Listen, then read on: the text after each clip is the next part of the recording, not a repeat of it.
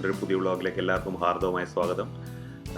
കഴിഞ്ഞ ആഴ്ച ഞാനും എൻ്റെ 3 സുഹൃത്തുക്കളും കൊണ്ട് നടത്തിയ ഒരു സെർബിയൻ യാത്രയുടെ വിശേഷങ്ങളാണ് ഞാൻ ഈ വ്ളോഗിൽ ഉൾപ്പെടുത്തിയിട്ടുള്ളത്.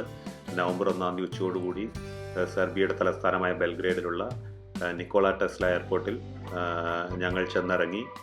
അതിനുശേഷം അവിടെ നിന്ന് നേരെ ഹോട്ടലിലേക്ക്. സെർബിയ ഒരു ഇന്ത്യൻ പാസ്പോർട്ട് ഹോൾഡേഴ്സിന് വിസ ഓൺ അറൈവൽ കൺട്രിയാണ്. പ്രത്യേകിച്ച് ഒരു പ്രശ്നമില്ലാണ്ട് അവിടെ ചെന്നിറങ്ങാം. എമിഗ്രേഷൻ പ്രോസസ്സെല്ലാം വളരെ ഈസിയാണ്. അങ്ങനെ ഉച്ചയോടുകൂടി ഞങ്ങൾ എയർപോർട്ടിന് പുറത്തിറങ്ങി. ഹോട്ടലിൽ ചെന്നൊന്ന് സെറ്റിൽ ആയതിനു ശേഷം പതുക്കെ പുറത്തേക്ക് ഇറങ്ങി ഉച്ചഭക്ഷണം കഴിക്കണം. അതുപോലെ തന്നെ ബാക്കിയുള്ള സമയം, അതായത് അവിടെ ഇപ്പോൾ തണുപ്പ് കാലം തുടങ്ങിയതിന് ശേഷം പെട്ടെന്നാണ് ഇരുട്ടാവുക. ഒരു 4 മണി കഴിയുമ്പോൾ ഒരു 5 മണിക്കകത്തേക്കൊക്കെ ഇരുട്ടാവും. അത് കഴിഞ്ഞ് പുറത്തേക്ക് ഇറങ്ങി ഒരു ഹോട്ടൽ കണ്ടുപിടിച്ചു. അവിടെ നിന്ന് ഉച്ചഭക്ഷണം കഴിച്ചു. അതിനുശേഷം ഉച്ചഭക്ഷണം കഴിഞ്ഞ് പുറത്തിറങ്ങി കഴിഞ്ഞപ്പോഴേക്കും ഏതാണ്ട് ഇരുട്ടായി തുടങ്ങിയിട്ടുണ്ടായിരുന്നു. അതായത് ഞാൻ പറഞ്ഞില്ലേ, തണുപ്പ് തുടങ്ങിക്കഴിഞ്ഞാൽ അവിടെ 4 മണിയെ കഴിയുമ്പോഴേക്കും ഇരുട്ട് വീഴാൻ തുടങ്ങും.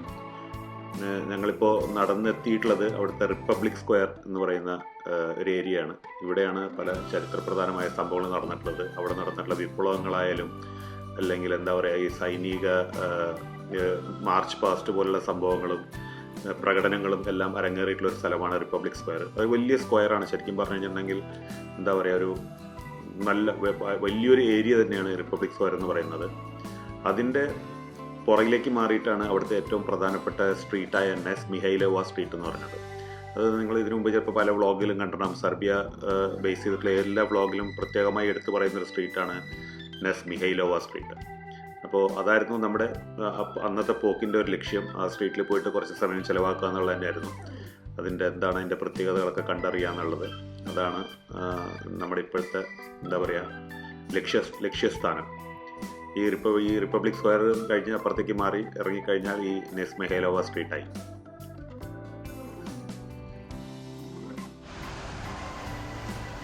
അപ്പോൾ നമ്മൾ ഇവിടെ നെസ് മിഹൈലോവയിലേക്ക് എൻ്റർ ചെയ്യുന്ന ഭാഗത്താണുള്ളത്. അവിടെ തന്നെ ഒരു ചെറിയ ഫൗണ്ടൻ ഉണ്ട്.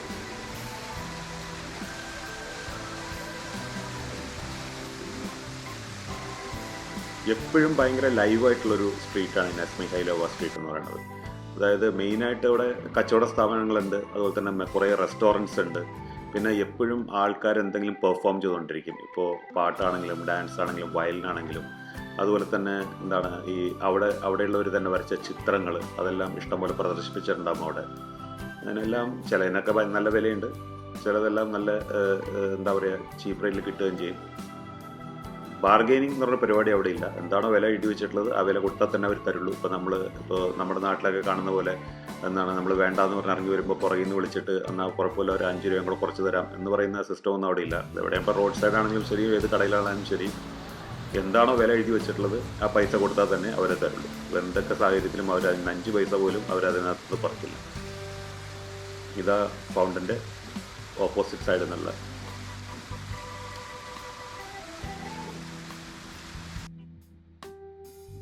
അവിടെ ഇതുപോലെ പല ചൂണ്ടുവലകളൊക്കെ വെച്ചിട്ടുണ്ട്. പക്ഷേ അവരുടെ ഭാഷയിലായത് കാരണം ഒരു വസ്തു നമുക്ക് മനസ്സിലാക്കാൻ പറ്റില്ല. ഇതാണ് നെസ് മിഹൈലോവ സ്ട്രീറ്റ് എന്നുള്ളത്. ഇപ്പോൾ ശരിക്കും പറഞ്ഞിട്ടുണ്ടെങ്കിൽ ഇപ്പോഴത്തെ ഒരു സിറ്റുവേഷൻ വെച്ച് ആൾക്കാർ പുറത്തിറങ്ങുന്നതൊക്കെ കുറവായത് കാരണം എനിക്ക് തോന്നുന്ന തിരക്ക് കുറവാന്ന് തോന്നും. ഞാൻ ഇതിനു മുമ്പ് കണ്ട പല വ്ളോഗ്സിലും നോക്കുകയാണെന്നുണ്ടെങ്കിൽ ശരിക്കും ഇതൊന്നുമല്ല അവിടുത്തെ ഒരു തിരക്കെന്ന് പറയുന്നത്. ആൾക്കാരിങ്ങനെ ശരിക്കും പറഞ്ഞാൽ അങ്ങനെ ഒഴുകുമായിരിക്കും. ഭയങ്കരമായിട്ട് ഇങ്ങനെ ഫ്ലോ ചെയ്യുന്ന റോഡാണ്, ഒരു സ്ട്രീറ്റാണ്. ഇതാണ് അവിടുത്തെ ചിത്രകാരന്മാർ വരച്ചിട്ടുള്ള ചിത്രങ്ങൾ, പെയിൻറ്റിങ്സ്. ഇതെല്ലാം റിയൽ പെയിൻറ്റിങ്സ് തന്നെയാണ്. ഇതെല്ലാം അവിടെ സെയിൽസിന് വെച്ചിട്ടുള്ളതാണ്. 200 യൂറോ ഒക്കെയാണ് എഴുതി വെച്ചിട്ടുള്ളത്, കണ്ടില്ലായിരുന്നു. പിന്നെ അവിടെ ചെന്നിറങ്ങിയതിന് ശേഷമാണ് നമ്മളിവിടുന്ന് വുളൻ ഡ്രസ്സുകളൊന്നും അവിടുത്തെ തണുപ്പിനെ പിടിച്ചു നിർത്താൻ പറ്റില്ല എന്നുള്ളത് ഇതായത്. നമ്മളവിടെ ചെന്നിറങ്ങിയപ്പോൾ അവിടുത്തെ വെതർ ഫോർകാസ്റ്റ് കാണിക്കുന്നത് 13 ഡിഗ്രി സെൻറ്റിഗ്രേഡാണ് ഏറ്റവും ടോപ്പ്. 3 ഡിഗ്രി വരെ പോകും താഴത്തേക്ക്. അപ്പോൾ ഒരു ചെവി മൂടുന്ന ഒരു തൊപ്പിയും കൂടെ ഉണ്ടെങ്കിൽ, ഈ മങ്കി ക്യാപ്പ് പോലത്തെ ഒരു സാധനം കൊണ്ടുണ്ടെങ്കിൽ മാത്രം അവിടെ പിടിച്ചു നിൽക്കാൻ പറ്റുള്ളൂ എന്ന് മനസ്സിലായപ്പോഴാണ് അവിടെ നിന്നൊരു ക്യാപ്പ് വാങ്ങാൻ തീരുമാനിച്ച് അവിടെയുള്ളൊരു ഷോപ്പിലേക്ക് കയറിയത്. H&M ഷോപ്പാണ് കണ്ടുകൊണ്ടിരിക്കുന്നത്. പിന്നെ അവിടെ കയറിയ സ്ഥിതിക്ക് അവിടെയുള്ള ഡ്രസ്സുകളുടെ വില വിവരങ്ങളും കാര്യങ്ങളും നമ്മുടെ ഇവിടെ ദുബായിലും ഇന്ത്യയിലെയും വിലകളുമായിട്ടുള്ള കമ്പാരിസണും ഒക്കെ നടത്തി കുറച്ച് നേരം.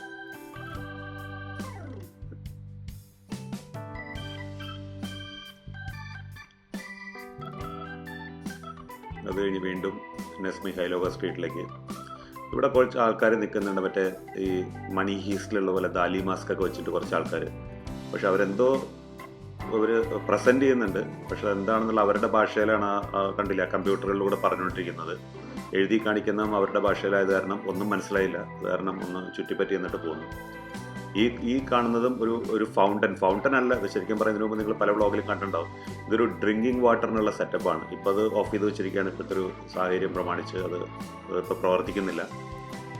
പിന്നെ ഫോൾ സീസൺ കഴിഞ്ഞോ ഇല്ല, കഴിഞ്ഞു എന്ന് തന്നെ തോന്നണം. എന്നാണ്ട് ഇപ്പോൾ വിൻ്റർ തുടങ്ങാറായി. അപ്പോൾ ഈ ഇലകളുടെ കളറൊക്കെ മാറുമല്ലോ, മഞ്ഞ ഓറഞ്ച് ഒക്കെ ആയിട്ട് മാറുന്ന ഒരു കളറാണ് ഇപ്പോൾ ഉള്ളത്.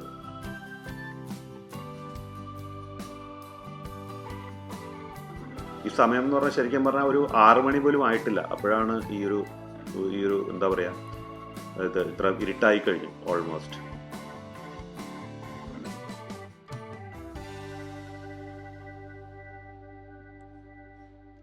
അവിടെയുള്ള ഒരു ബിൽഡിംഗ് എല്ലാം ഈ ഒരു യൂറോപ്യൻ സ്റ്റൈലുള്ള ബിൽഡിംഗ് തന്നെയാണ്. അതായത് അവരുടെ പഴയ പാരമ്പര്യം നിലനിർത്തിക്കൊണ്ടുള്ള ബിൽഡിങ്സ് ആണ്. എല്ലാം വളരെ പഴയ ബിൽഡിങ്സ് ആണ്. പക്ഷേ എല്ലാം യൂറോപ്പിലേക്ക് ചെന്ന് കഴിഞ്ഞാൽ അറിയാലോ, അവിടുത്തെ ബിൽഡിങ്സൊക്കെ ഒരു പ്രത്യേക ഭംഗി തന്നെയാണ്. ഇത് ഞാൻ നേരത്തെ പറഞ്ഞ പോലെ സ്ട്രീറ്റിൽ അവിടെ ഒരു മാജിക് ഷോ നടന്നുകൊണ്ടിരിക്കുകയാണ്.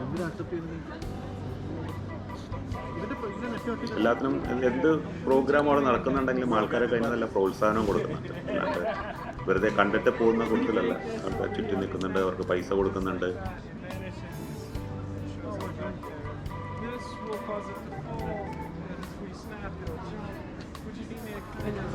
സാധാരണ മാജിക് ഷോ എല്ലാവരും ഇഷ്ടംപോലെ കണ്ടിട്ട് ട്രിക്കൊക്കെ തന്നെ പൈസ അപ്രത്യക്ഷമാവുന്നു, അത് അവിടെ നിർത്തുന്നു, ഇവിടെ നിർത്തുന്നു.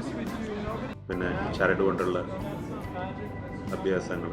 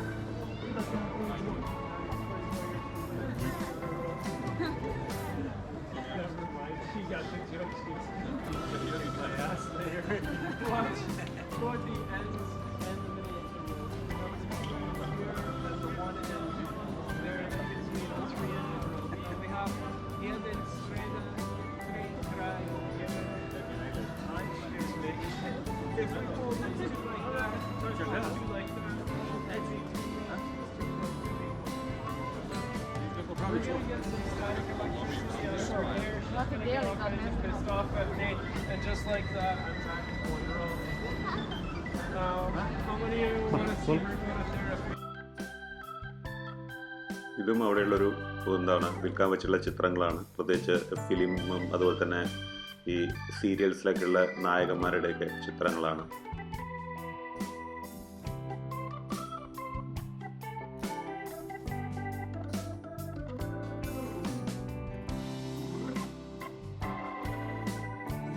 അതുകൊണ്ട് പിന്നെ ഇനി അടുത്ത സെറ്റ് ഭക്ഷണം അവിടെ കഴിച്ച് തിരിച്ച് റൂമിലേക്ക് തന്നെ പോകാനുള്ള പരിപാടിയിൽ കുറേ നേരം കറങ്ങി. അവിടെയൊക്കെ എന്താണ് കുറേ നേരം എന്ന് പറഞ്ഞാൽ ശരിക്കും പറഞ്ഞാൽ നമ്മളൊരു 2-2.5 മണിക്കൂറോളം സ്പെൻഡ് ചെയ്തു ആ നിസ്മി ഹൈലോവ സ്ട്രീറ്റ് എന്ന് പറഞ്ഞ അവിടെ. ഇത് അതിൻ്റെ അറ്റത്തുള്ളൊരു ഷോപ്പിംഗ് മാളാണ്. അത്യാവശ്യം വലിയ എല്ലാ ബ്രാൻഡുകളും അതിനകത്തുണ്ട്. തുണികളുടെ ആണെങ്കിലും റെസ്റ്റോറൻറ്റ് ചെയിൻസ് ആണെങ്കിലും. പിന്നെ അത് കഴിഞ്ഞ് പുറത്തേക്ക് ഇറങ്ങി രാത്രിയിലേക്കുള്ള ഫുഡും കഴിച്ചിട്ട് നേരെ ഹോട്ടലിലേക്ക് മടക്കും. എന്നിട്ട് വേണം നാളത്തേക്കുള്ള പ്ലാനിങ് എല്ലാം തയ്യാറാക്കാൻ വേണ്ടിയിട്ട്. സോ ഇന്നത്തേക്ക് ബൈ.